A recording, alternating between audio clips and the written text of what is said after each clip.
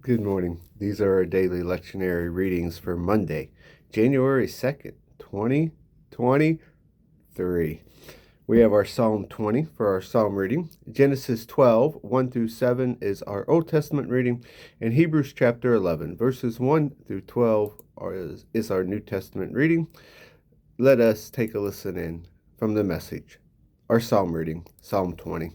God answers you on the day you crash.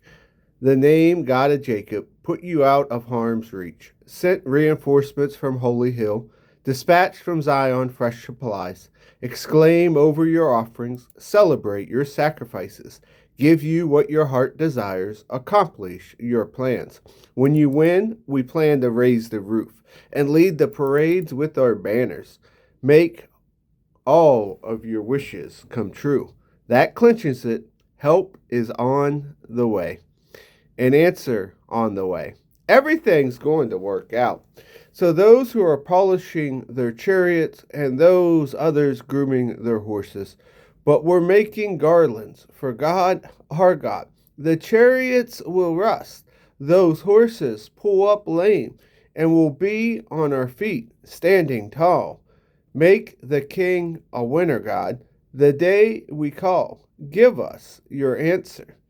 Our Old Testament reading comes from the book of Genesis, chapter 12, verses 1 through 7. God told Abram, leave your country, your family, your father, home for a land that I will show you. I'll make you a great nation and bless you. I'll make you famous. You'll be a blessing. I'll bless those who bless you. Those who curse you, I'll curse. All the families of the earth will be blessed through you. So Abraham left just as God said, and Lot left with him. Abram was 75 years old when he left Haran.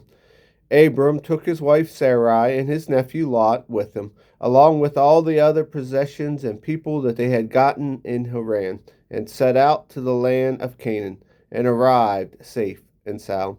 Abram passed through the country as far as Shechem and the oak of Morah, at the time the Canaanites occupied the land.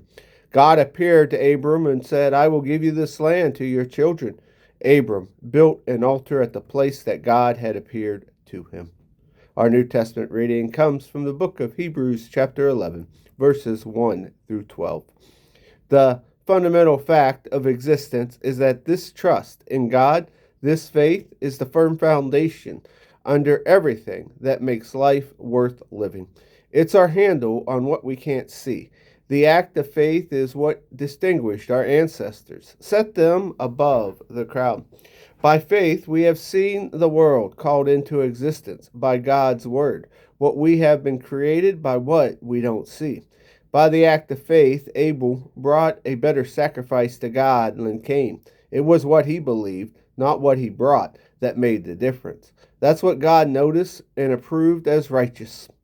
After all these centuries, the belief continues to catch our notice. By an act of faith, Enoch skipped death completely. They looked all over and couldn't find him because God had taken him. We know on the basis of reliable testimony that before he was taken, he pleased God. It's impossible to please God apart from faith. And why?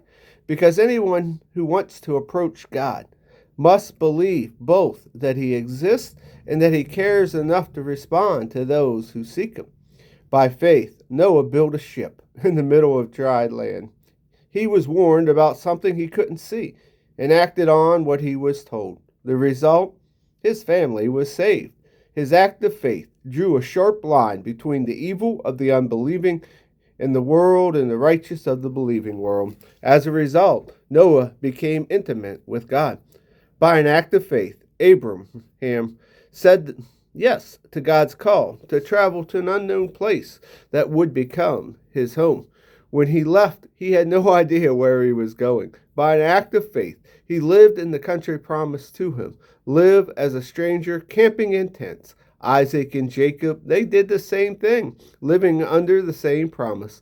Abraham did it by keeping his eye on the unseen city with real external foundation, the city designed and built by God.